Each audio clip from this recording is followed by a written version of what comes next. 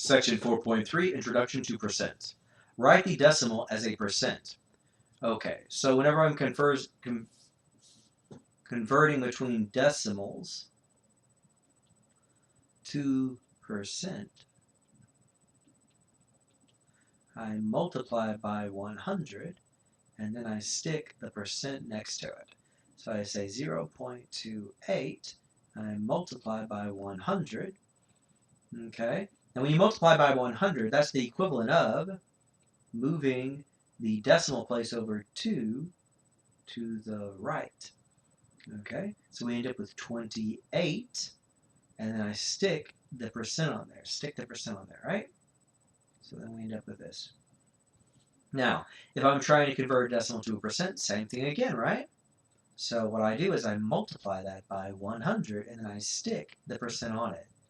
And what that does is, and that's the equivalent of, again, moving this decimal place over 2 places to the right.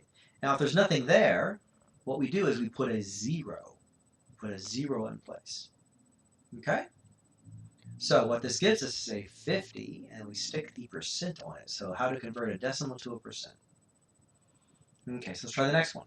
So we want to convert to a percent. Again, it's a decimal. So we multiply this by 100, and then we stick the percent on it, and when we're done, okay, and that's the equivalent of moving the decimal over 2 places to the right, right? So it was 0.80, move it, and we end up with 80, and we put the percent on it. Write the decimal as a percent. Okay, so again, we're multiplying by 100, which is the same as moving the decimal over 2 to the right, and that gives me 25%.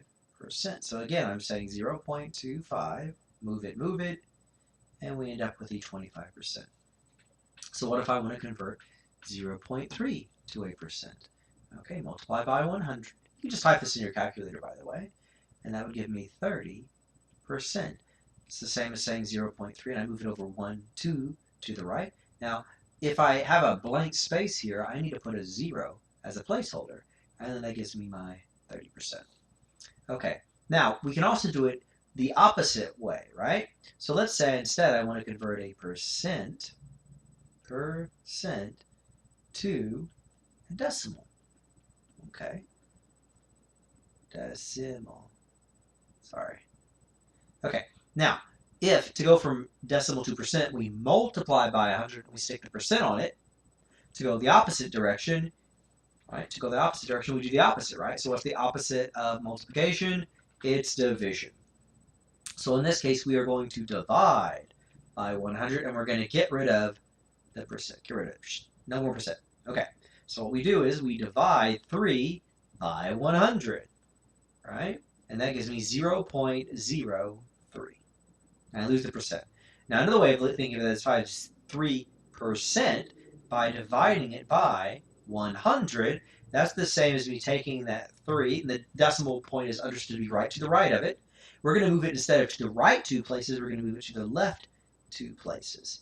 And the same thing kind of occurs in that I have this little blank space in front of it. Now to the left of the 3, I still need to put a 0 there. And the decimal is right here.